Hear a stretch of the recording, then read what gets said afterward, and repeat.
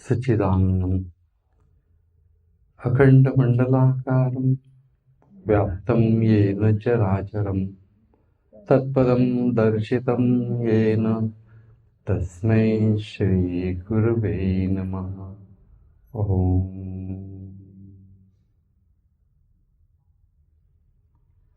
नाथ संप्रदायी आम्ही कान फाटे, नका जाऊ वाटे आमुची।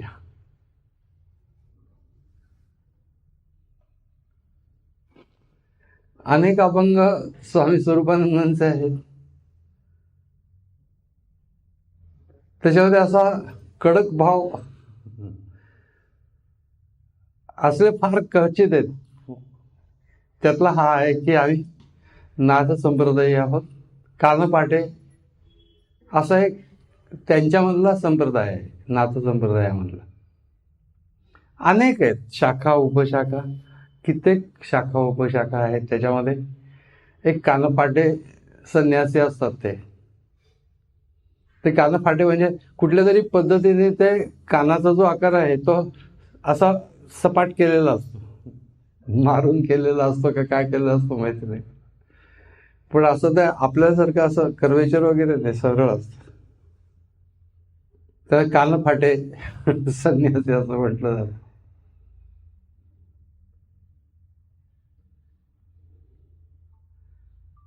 त्याच्यावरून हा शब्द आलाय का काय माहित नाही, कानफटीत देऊ का वगैरे,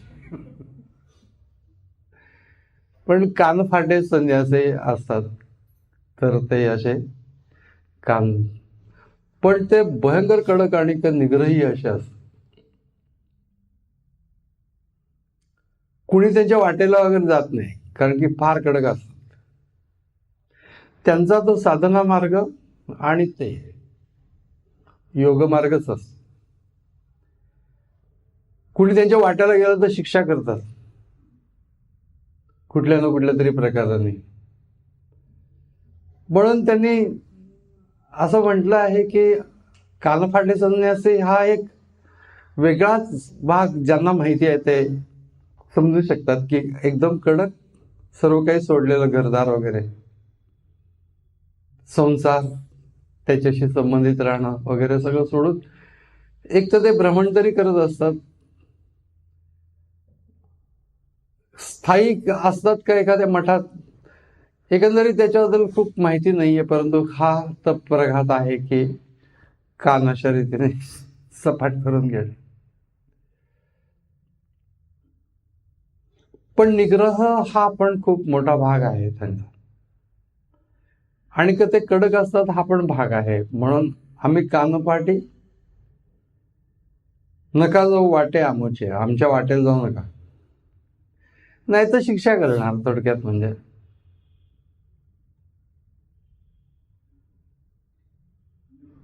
मनपवनाची घालून या गाठ, करू वाता हात संसाराची। म्हणजे त्यांचा योगमार्ग, आंतरिक योगमार्ग तोच आहे की मन आणि पवन यांचा संयोग करणे। थोडक्यात म्हणजे काय की श्वासावरती नामस्मरण करणे, त्याच्यातनं मन आणि पवन हे एकवटतात। पवन म्हणजे वायू, श्वास घेणे सोडणे, श्वास घेणे सोडणे याच्याशी संबंधित करणे। मनपवनाची गाठ घातली म्हणजे आता ती सोडता येणार नाही, अशा रीतीने पक्क केलं ते मनपवनाचं। अगोदरच्या अभंगामध्ये सुद्धा, योगपर अभंगामध्ये, मनपवनाची दाखवणी वाट, गगनाशी गाठ बांधली, असं स्वामीजींनी म्हटलेलं आहे। त्या कृपावंत उदार सद्गुरू त्या अभंगामध्ये म्हटलेलं की मनपवनाची दाखवणी वाट, इथं मनपवनाची गाठ घातली। आणि मनपवनाची घालून या गाठ, करू वाता हात संसाराची। वाता हात याचा अर्थ तर तसा सांभाळत बसले नाहीयेत संसार। म्हणजे जे सांसारिक गोष्टी आहेत त्या पूर्ण नष्ट करणे असा त्याचा अर्थ नाही आहे, परंतु मनामध्ये संसार ठेवला नाही एवढाच अर्थ घ्यायचा. करू आता आम्ही सगळं लक्ष याच्यावरतीच केंद्रित करतो आहोत. मन पवनाची गाठ घालून जो आंतरिक योग मार्ग आहे, ते आंतरिक योग मार्गाने तत्वाची अनुभूती घेणे हा जो योगमार्ग आहे, या योगमार्गाशीच आम्ही संबंधित राहणार आहोत. स्वामीजी जे इतके मृदू स्वामी स्वरूपानंद ते या बाबतीमध्ये खूप कडकपणा दाखवत आहेत की आम्ही कानपाटे संन्यासी आहोत म्हणून.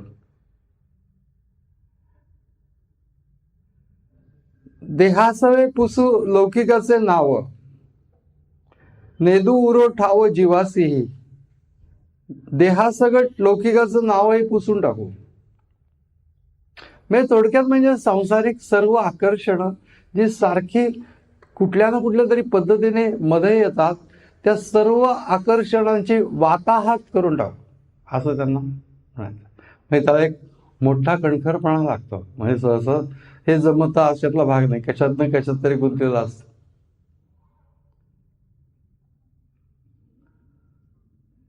तुकाराम महाराजांचा एक फार सुंदर अभंग आहे. परिसगे सुनबाई नको वेचू दूध दही. सुनबाईला सासू सांगते की दूध दही फारसं वाया घालू नको, वेचू नको.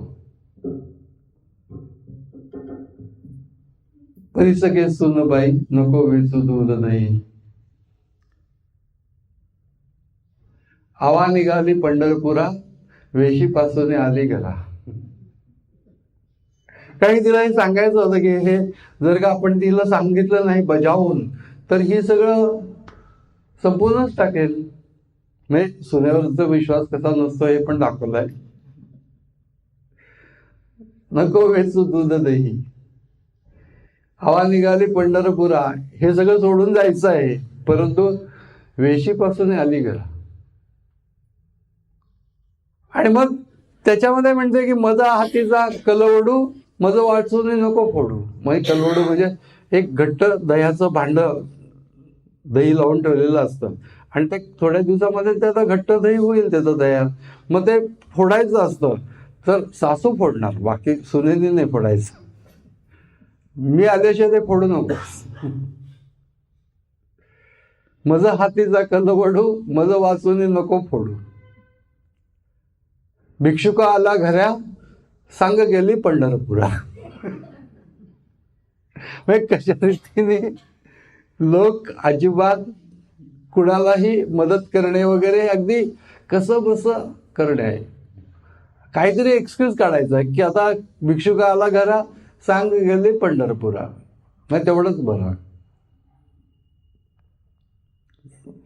त्याच्यानंतर पुढे सुनेला उपदेश करते की भक्षी मापित आहारू, म्हणजे खाणं पण जरा मोजूनच खा. भक्षी मापित नको फारसा वरो सारू, म्हणजे फारसा पैसा खर्च करू नको. आता इथपर्यंत सगळं सुनेने ऐकून घेतलं, परंतु खाण्यापिण्यावरती जर का आलं तर ती कसं ऐकून घेईल. सुन म्हणे बहुत निके, तुम्ही यात्रेशी जावे सुखे. सासूबाई स्वहित जोडा, मागील सर्व आशा सोडा. स्वहित जोडा, आता या सगळ्या पाठीमागच्या आशा सोडून द्या. सुन म्हणे म्हणजे ते की सगळ्या पाठीमागच्या आशा सोडा, हे सगळं ऐकल्यानंतर मग सुन वचन ऐकोनी कानी, सासू विवंचे मनी. कानावरती सुनेचे हे शब्द आले की पाठीमागच्या सगळ्या आशा सोडा, त्यावेळेस सासू विवंचे मनी. सटवीचे चाळे खोटे, मी जावेस हिला वाटे.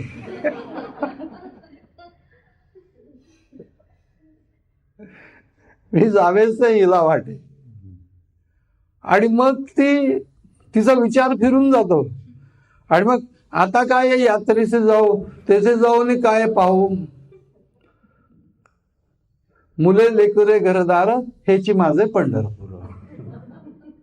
तुका म्हणे ऐसे जन, गोविले माये करून. म्हणजे कशामध्ये जीव अडकलेला असेल, आनंद गोष्टी, आणि तिथं उखळ मुसळ जाते माझे मन गुंतते देते, उखळ मुसळ जातं याच्यामध्ये माझं मन गुंतलेलं आहे. आताच्या गोष्टी वेगळ्या असतील, त्या काळातल्या एवढ्याच गोष्टी होत्या, पण त्याच्यामध्ये सुद्धा कुठलीही गोष्ट किती किमतीची आहे त्याच्यापेक्षा मन कुठं गुंतेल हे सांगता येत नाही. मी महाराजांनी जाता जाता आनंद गोष्टी सांगितल्यात. उकळ मुसळ जाते माझे मन गुंतते ते. तर संसारामध्ये थोडक्यामध्ये म्हणजे, आणि त्यातल्या प्रत्येक गोष्टीमध्ये माझं मन गुंतलेलं असतं. आपल्याला हे ऐकल्यानंतर एवढं बघितलं पाहिजे की आपलं तर कुठं गुंतलेलं नाही ना. आपल्याला आपण असं कधी आढावा घेत नाही आपलं मन कुठं गुंतलंय का नाही ते. परंतु एकंदर महाराज हे प्रगट करतात की कुठंही मन गुंतू शकतं. एकूणच सांसारिक आकर्षण आहे, पण इथे मूळ जो अभंग आहे त्याच्यामध्ये त्याने सांगितलेलं आहे की देहासवे पुसून लौकिकाचं नाव, शरीरासकट लौकिकाचं नाव सुद्धा पुसून टाकू, हा अमुक एक मोठा माणूस आहे, अशा प्रकारची महामाईची भूमिका असते. अंधकरणामधल्या गोष्टी सांगितलेल्या आहेत की ते कानपांडे संन्यासी असतात, याचा अर्थ ते सगळं सांसारिक सगळे आकर्षण सोडलेली व्यक्ती असं त्यांना म्हणायचं. नाथ संप्रदाय याचा अर्थ न अर्थ म्हणजे ज्याला काही सुरुवात नाही असा परमात्मा अनादि, तो परमात्मा प्राप्ती हेच ज्याचा उद्देश आहे असा जो योग संप्रदाय त्याला नाथ संप्रदाय. न अर्थ म्हणजे अर्थ नाही, सुरुवात नाही, अशा प्रकारचं परमात्मा तत्व त्याच्याशी एकरूपता साधणे हा ज्याचा उद्देश आहे तो नाथ संप्रदाय. सगळेच योग संप्रदाय एका प्रकाराने नाथ संप्रदाय आहे. मग आम्ही नाथ संप्रदायी कानफाटे आहोत, म्हणजे ते कानफाटे संन्यासी असतात त्या प्रकारचे आहोत. आमच्या वाटेला कोणी जाऊ नका हे लोकांसाठी म्हटलेलं नाहीये. निरनिराळे जे काही विषय असतात की ज्याच्यामध्ये जी जी काही आकर्षणं असतात, ज्या ज्या ठिकाणी मन धावून जातं, तर त्या विषयांना बजावलेलं आहे की आमच्या वाटेला जाऊ नका. माणसांना बजावलेलं नाहीये, स्वतःच्याच आतमध्ये केलेला तो निग्रह आहे. या भूमिकेतून त्याकडे बघितलं पाहिजे. तशा प्रकारे फटकून तुम्ही जगाशी वागा असा उपदेश स्वामी स्वरूपानंद कशाला करतील?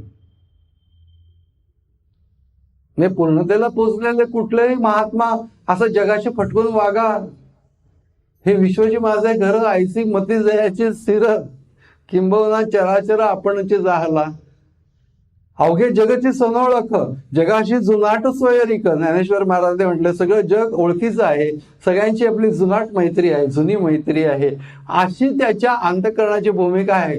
तो असं सगळ्यांशी फटकून वागा असं कशाला सांगेल? ते जे फटकून वागा सांगितलेलं आहे ते विषयांना त्यांनी बजावलेलं आहे की आमच्या वाटेत जाऊ नका.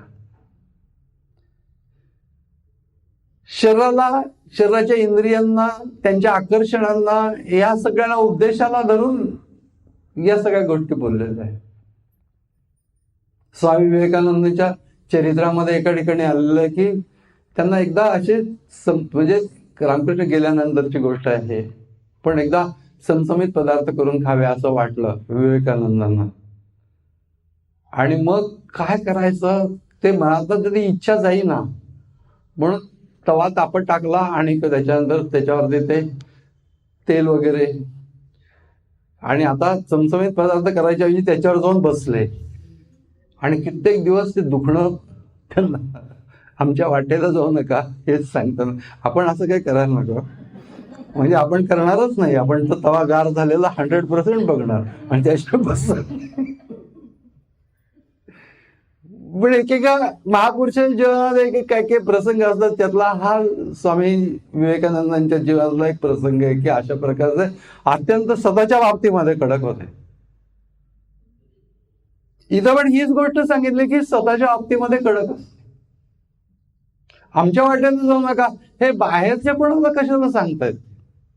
ते स्वतःच्याच मनाला बजावत आहेत, स्वतःच्या मनामधल्या आकर्षणांना बजावत आहेत की आमच्या वाटेला जाऊ नका. पण जेव्हा संतांचे एकंदर त्यांचं व्यक्तिमत्व बघितल्यानंतर त्याचा जर का तुम्ही अभ्यास केलेला असेल आणि त्यांची संतांची भूमिका बघितलेली असेल तर त्या भूमिकेमध्ये कुठले जे शब्द येतील ते त्या भूमिकेला एकंदर लावून बघितले पाहिजेत की ही व्यक्ती असं का बोलेल. त्यात इंडिकेटिव्ह मिनिंग तर काही नाही आहे त्याच्यामध्ये. ह्याच्यामध्ये इंडिकेटिव्ह मिनिंग हे आहे की जे आमच्या वाटेल जाऊ नका हे माणसांना सांगितलेलं नसून विषयांना सांगितलेलं आहे, विषयांच्या आकर्षणांना सांगितलेलं आहे, स्वतःलाच बजावलेलं आहे थोडक्यात. म्हणजे आणि मनपवनाची घालून या गाठ म्हणजे श्वास, माझं लक्ष इकडे तिकडे सहजच जातं. जरी सहजपणे एवढा जप करायचा असं ठरवलेलं असलं तरी देखील तेवढा जप करायचा त्या संख्येवरतीच लक्ष जातं.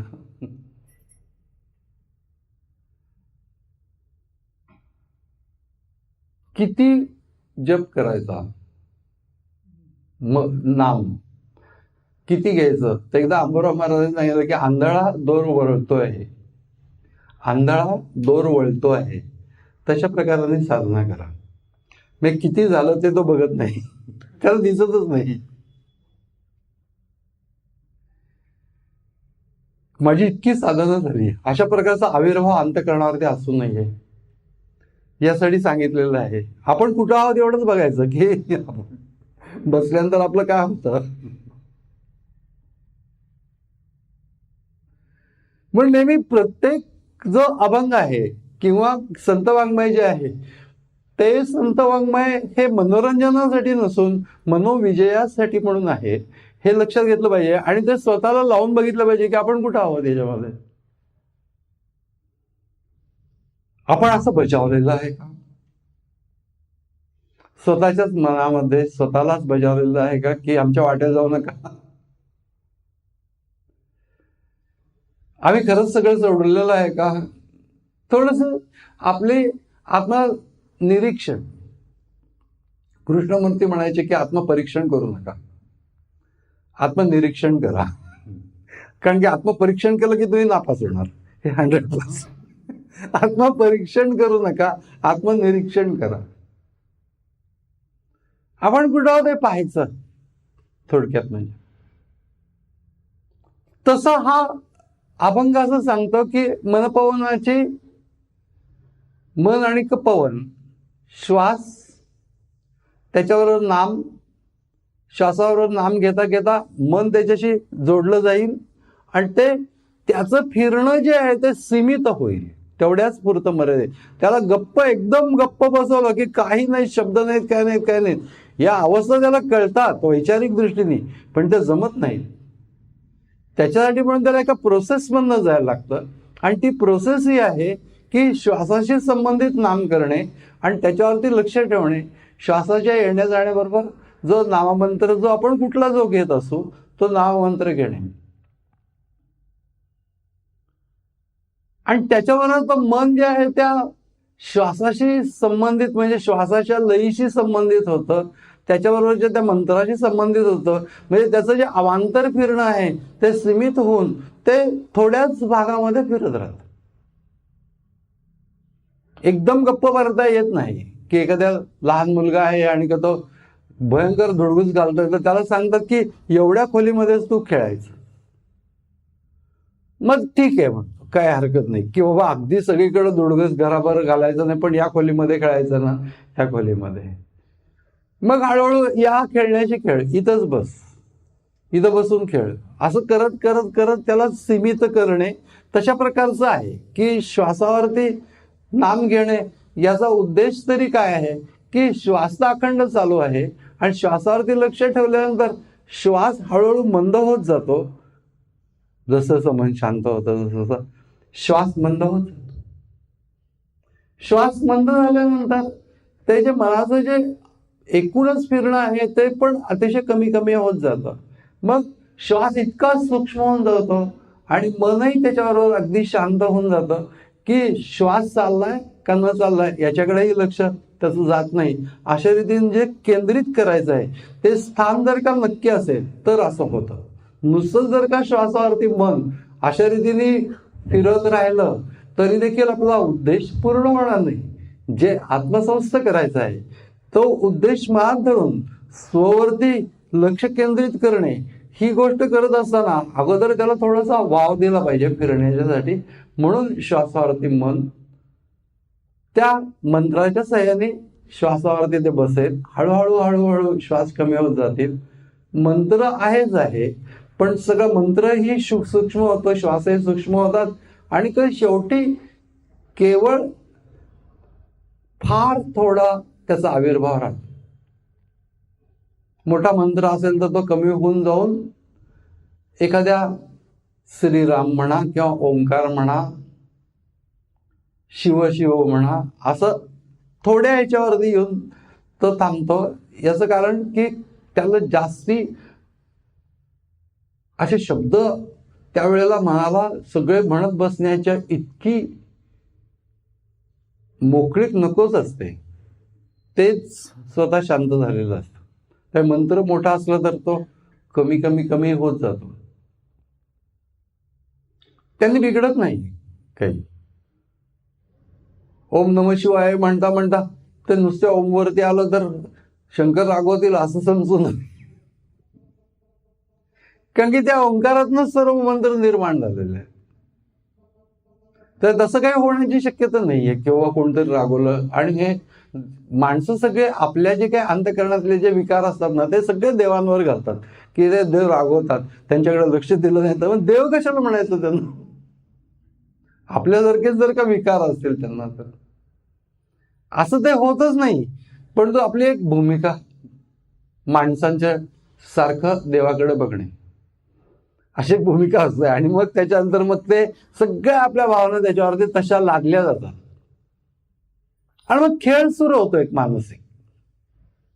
तशा प्रकारचा मानसिक खेळ जर का बरोबर मंत्रावरती अवधान केंद्रित केलेलं असेल, श्वासाशी मंत्र जोडलेला असेल आणि मग त्या श्वासाबरोबर त्या लयीबरोबर तो मंत्र चालवलेला असेल, हळूहळू हळू श्वास त्याच्याशी ते संबंधित होत नाही, इतकं सूक्ष्म होऊन जातो.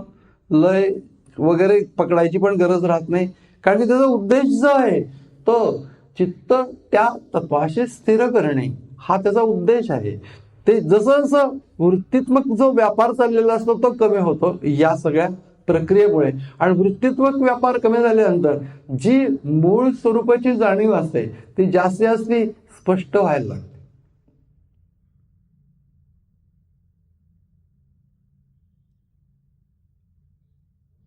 या जाणीवेशी ते मन संबंधित होऊन जातं.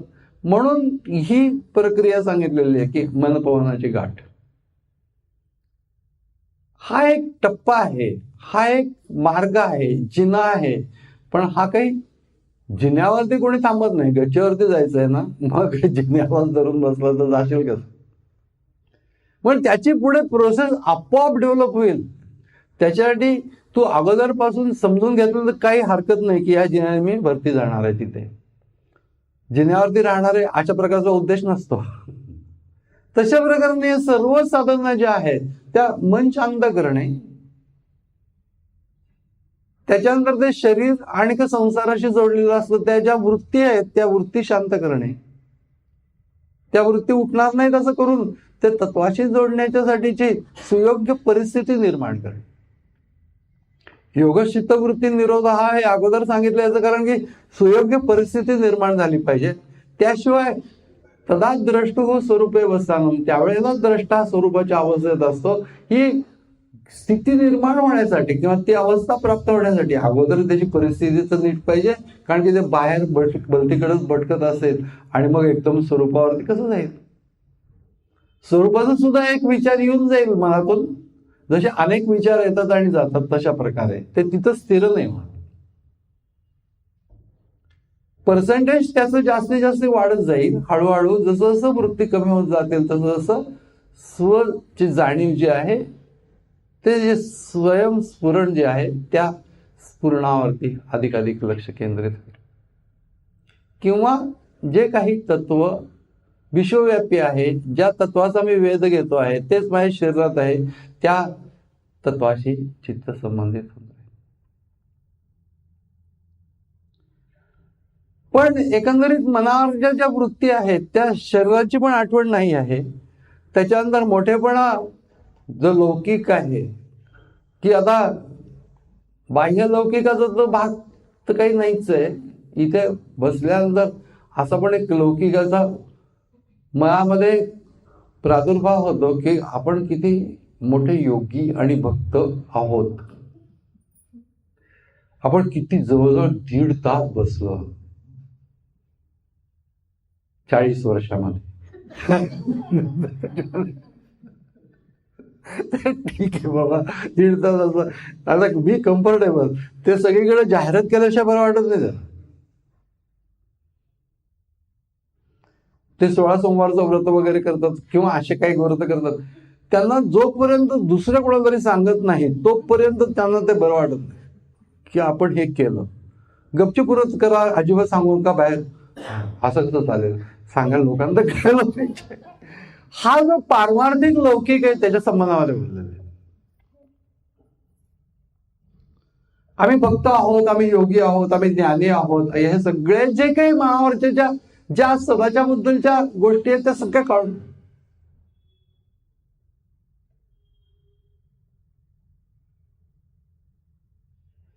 गोंदवलेकर महाराजांना एकदा विचारलं होतं एकाने की आत्मस्वरूप म्हणजे काय. त्यावेळेला मी म्हणजे मला जे जे काही वाटतं ते सगळं काढून टाकल्यानंतर जे उरतं ते आत्मस्वरूप, असं त्यांनी उत्तर दिलं. फार सुंदर होतं. सोडूनच त्यानं या सगळ्या कल्पना, लौकिकाच्या गोष्टी. सुंदर अभंग आहे. त्याच्यामध्ये कसं आहे ना की प्रॅक्टिकल ऍस्पेक्ट खूप आहे. मग प्रक्रियात्मक भाग आहे की मनपवनाची गाठ घालायची आणि मग त्याच्यानंतर ती प्रक्रिया आपोआप होईल. मनपवनाची गाठ घालायची याचा अर्थ मंत्रासहित श्वासावरती राहायचं लक्ष ठेवून आणि हळूहळू मन त्याच ठिकाणी केंद्रित होऊन राहील आणि मनपवनाची गाठ घातली जाईल. मग त्याच्यानंतर मंत्राचे शब्द पण बाजूला पडतात. श्वासाचा संबंध असतो काही काळपर्यंत, त्याची लय असते ते पण बाजूला पडतं. काही काळानंतर सगळंच बंद पडून तत्वाशी चित्त संबंधित व्हायला लागतं. जसं तसं सगळे दृश्य, त्या दृश्याच्या संबंधीचे सर्व विचार हे सगळं अंतःकरणावरून दूर होतं. डोळे तर मिटलेले त्यामुळे दृश्य काही नाही, पण आतमध्ये कितीतरी दृश्य असतात. सर्व प्रकारच्या स्मृतीमधनं येणाऱ्या दृश्यांच्या बाबतीमध्ये बोललेलं आहे की ते सगळे दृश्य अंतःकरणावरून निघून जातात. सर्व प्रकारचे विचार निघून जातात. इतकंच नव्हे तर शब्द सुद्धा निघून जातात. कुठलाही शब्द अंतःकरणावरती नाही. मग काही नाही आहे अशा प्रकारची जी दृश्यरहित अवकाशाची स्थिती, त्याला गगन असं म्हटलं जातं. ज्यावेळी मस्तकात लक्ष केंद्रित करतो आणि काही दृश्य नाही त्यावेळेला त्याला गगन असंच म्हटलं जातं. पण गगन हे दृश्य असतं. मी काही नाही अशा प्रकारचं दृश्य पाहत असते. मी चित्त स्व तत्वाशी जोडलेलं नसून ते काही नाही असं दृश्य पाहत राहत. आणि असं वाटतं की आपण डेस्टिनेशनला पोहोचलो आहोत, तर ते नाही.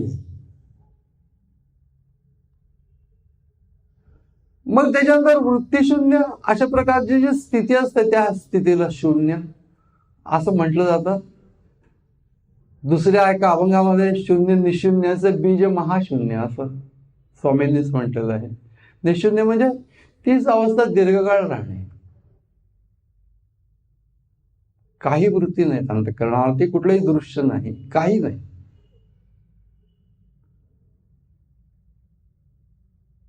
आणि काही दृश्यरहित अशा प्रकारचं जे अवकाश आहे ते दृश्यरहित अवकाश ते पण दिसत नाही आहे. आता त्याचंही भान नाहीये, स्वतंत्र जाणीव नाहीये. असं ज्या वेळेला होतं त्यावेळेला गगनाचा लय झाला असं म्हटलं जातं की गगन म्हणजे दृश्यरहित जे अवकाश आहे त्याची जाणीव असते की दृश्यरहित अवकाश. मग काही काळानंतर जसं जसं चित्त स्वतत्वाशी जोडलं जातं. म्हणजे अवधान जे आहे ते या दृश्याशी किंवा दृश्यरहित अशा प्रकारच्या दृश्याशी जोडलेलं नाही आहे, ते स्वतत्वाच्या जाणीवेशी जोडलेलं आहे किंवा स्वशी जोडलेलं आहे. अशी स्थिती निर्माण होते त्यावेळेला. असं म्हटलं जातं की गगनाचा लय झाला. कुठं झाला गगनाचा लय? गगनाचा लय गगनामध्येच झाला असं एका ठिकाणी म्हटलेलं आहे. आणि इथं त्यांनी असं म्हटलेलं आहे की महाशून्य, शून्य निशून्याचे बीज महाशून्य, भेटविले धन्य हरिरूप, असं त्या अभंगामध्ये कृपावंत थोर सद्गुरु उदाहरण. तर महाशून्य या शब्दाचा अर्थ काय की ज्या ठिकाणी शून्य अशा प्रकारची जाणीव पण नाही आहे, गगन अशा प्रकारची जाणीव पण नाही आहे, स्वतंत्रपणाने अशी स्थिती आहे की दृश्यरहित आहे, कुठल्याही प्रकारचा विचारवृत्ती नाही आहेत, कुठल्याही प्रकारचे शब्द पण नाही आहेत. अशा प्रकारचं जे शून्य आहे त्या शून्याचं मात्र भान आहे, ते शून्याचं भान पण गेलेलं आहे. अशा प्रकारची जी अवस्था आहे ती महाशून्य. वैचारिक दृष्टीने समजून घ्यायला पाहिजे.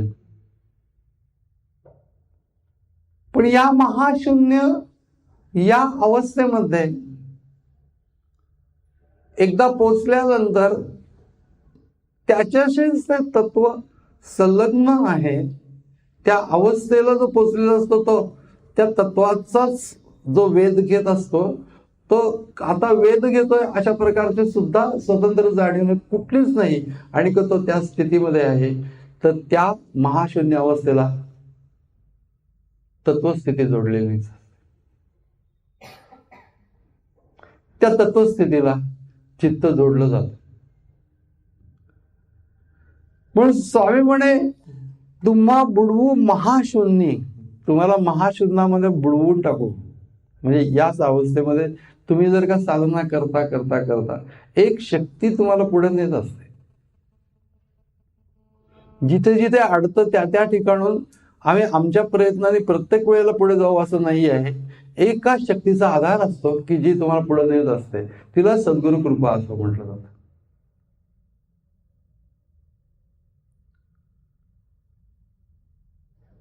म्हणून इथं ते म्हणतात की स्वामी म्हणे तुम्हा बुडवू महाशून्य.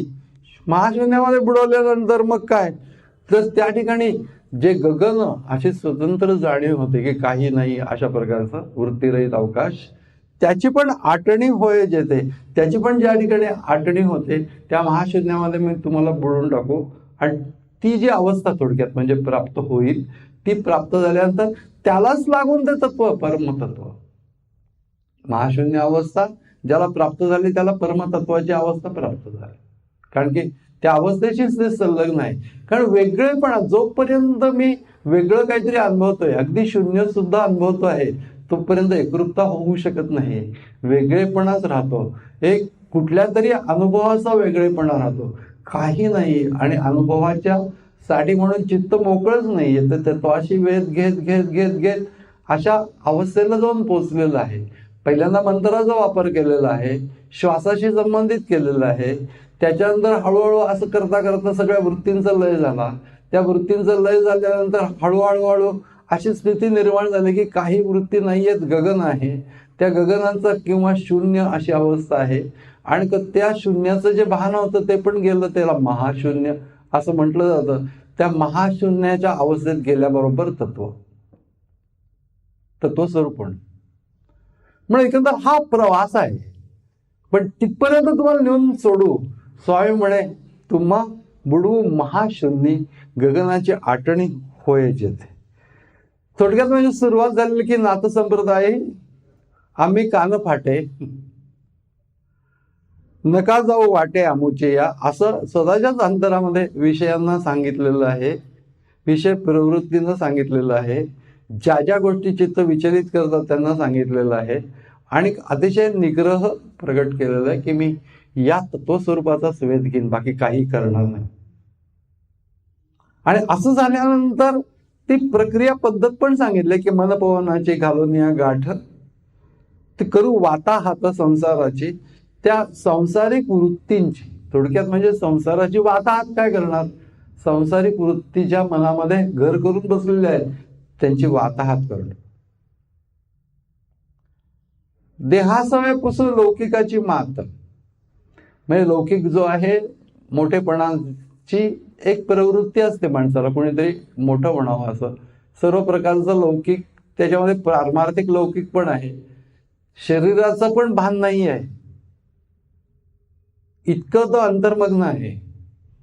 लौकिकाची मात पुसूनच टाकू अंतःकरणावरची, की मोठेपणा जो काही मला ह्याच्यातून प्राप्त होईल पुसून टाकू, हे नकोय मला, ह्यातला मला मोठेपणा नकोय. किती तुम्ही करता हो असं कोणी म्हणायला नकोय मला, पुसून टाकू. अशा प्रकारच्या वृत्ती पुसून टाकू अंतःकरणावर, नकळत असतात. थोडं काही केलं की आपल्याला लगेच त्याचं ऍप्रिसिएशन हवं असतं. हे जे ऍप्रिसिएशन हवं असतं ते लौकिकाची आस आहे. कशासाठी करतोयस तू हे? परमात्मा प्राप्तीसाठी करतोयस का लोकांनी मोठं म्हणण्यासाठी करतोयस? हे स्वतःला समजून सांगणं आहे. हे सगळे जर अभंग जर का बघितले तर स्वतःला शिकवणं हाच भाग आहे त्याच्यामध्ये. कसं करता येतं हे सांगणे, मार्ग सांगणे आणि स्वतःला शिकवणे. एका बाजूला बाह्य जीवनाचं एक जीवन चाललेलंच राहतं, पण त्याचा जो आविर्भाव सारखा अंतःकरणावरती आणि तो ओढतोय तिकडे, ही जी अवस्था आहे ती मला पुसून टाकायची. मी जीव मजसे बंधन मजसे आहे, जन्म मरण केल्या कर्माचे फळ भोगेन आता, अशा प्रकारची जी भूमिका आहे ती पुसून टाकू. नुरु देव नेदू उरो ठाव जीवासेही, जीवाला सुद्धा ठाव ठिकाणा राहणार नाही त्याचं असं करू. म्हणजे मी जीव आहे अशा प्रकारची भूमिकाच राहणार नाही. मी शिवस्वरूप आहे. शिवोहम शिवोहम चिदानंद रूप शिवोहम शिवोहम. हे जे आहे हे मी म्हणतो स्तोत्र, हे सगळं छानच आहे, पण ऍक्च्युअली मला आतून तसं प्रतीत होणं. अंबुराव महाराजांचेच एक प्रसंग आहे की एका ठिकाणी ते गेलेले असताना दोन भाग साधकांचे पडलेले होते. एका भागाने म्हणायचं चिदानंद रूपन, दुसऱ्या भागाने म्हणायचं शिवोहम शिवोहम, असं चाललेलं होतं. त्या अंबुराव महाराज तिथं होते, सहज कशासाठी गेले होते. तिथं जे मठाधिपती होते त्यांना विचारलं की असं केल्याने, असं म्हणल्याने शिवोहम ही अवस्था प्राप्त होईल का? असं म्हटल्यानंतर त्या मठाधिपती म्हणले की तुमची बसची वेळ झाली, तुम्ही निघा. अक्षरशः, कारण की त्याला हे माहिती होतं की असं होणारच नाही, त्याच झालेलं नाहीये. जर का त्या व्यक्तीचं झालेलं असेल तर तो अशा प्रकारचे उद्योग सगळ्या साधकांना शिकवत बसणार नाही. चिदानंद रूप शिवोहम शिवोहम, चिदानंद रूप शिवोहम शिवोहम करा. संबंध दिवस रात्र वर्षानुवर्ष करा, ही अवस्था प्राप्त होणार नाही जोपर्यंत सगळे शब्द संपत नाहीत. आत्मस्वरूपावरती अवधान केंद्रित पूर्णपणाने होऊन ते अवधान केंद्रित करण्यासाठी प्रयत्न लागत नाहीत, सहजच होऊन जात आहे. त्याचं स्वतंत्र भान राहत नाहीये, चित्त विलीन होत आहे तदाकार. अशी अवस्था प्राप्त होण्यासाठी बाह्य गोष्टींचा आधार घेता घेता घेता काही आवश्यकता नाही बाह्य गोष्टींची. मीच ते स्वरूप आहे, स्वयं स्वयं मीच ते स्वरूप आहे, अशा प्रकारच्या स्थितीला जाणे. आणि ही अवस्था योगातनं प्राप्त होतं तर ते मी तुम्हाला प्राप्त करून देईन. म्हणजे त्या मार्गाने जाता जाता सद्गुरू एका दृष्टीने मार्गदर्शन करत असतात. मधले जे आंतरिक अडचण असतात ते ज्या शक्तीने निघत असतात ते तुम्हा बुडू महाशून्य गगनाची आठवणी होय जाते, गगनाची पण आठवणी होऊन जाते.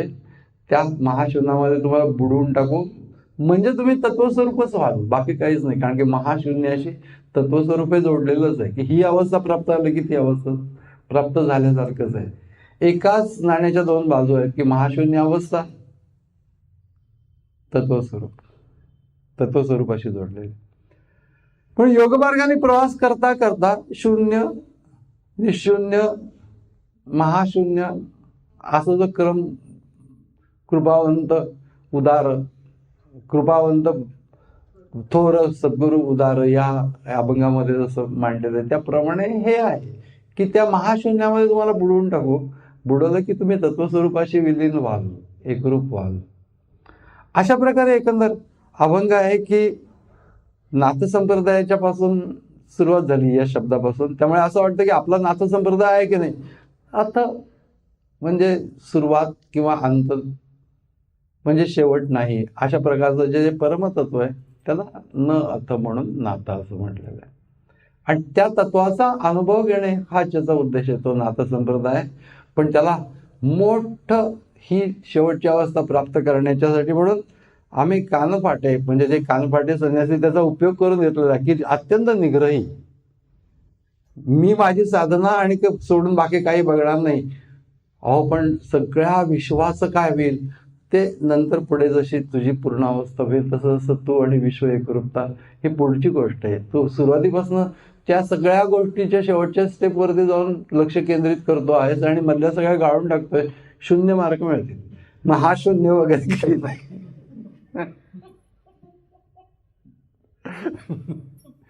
म्हणून या स्टेप वाईज बरोबर आपण जिथं आहोत तिथून असं काही नाही की कंपल्शन की इतक्या दिवसात हे होईल, तसा विचारही करायचा नाही. परंतु ही फार महत्वाची गोष्ट प्रत्येक अभंगामधनं असं लक्षात येतं की त्याला पूरक गोष्टी काय त्या पण सांगितलेल्या आहेत, प्रक्रियात्मक गोष्ट पण सांगितली आहे, अंतिम गोष्ट काय पण सांगितलं. त्याप्रमाणे या अभंगामध्ये हरिवंतच पुंडलिक वरदा हरी विठ्ठल श्री ज्ञानदेव तुकाराम पंढरीनाथ महाराज की जय. जगद्गुरु श्री ज्ञानेश्वर महाराज की जय. जगद्गुरु श्री तुकाराम महाराज की जय. परमहंस सद्गुरु स्वामी स्वरूपानंद महाराज की जय. परमहंस सद्गुरु स्वामी माधवनाथ महाराज की जय. सर्व संतन की जय. जय जय रघुवीर समर्थ. नमितो योगी थोर प्रयागी तत्वज्ञानी संत, तो सत्कविवर परात्पर गुरु ज्ञानदेव भगवंत. ओम.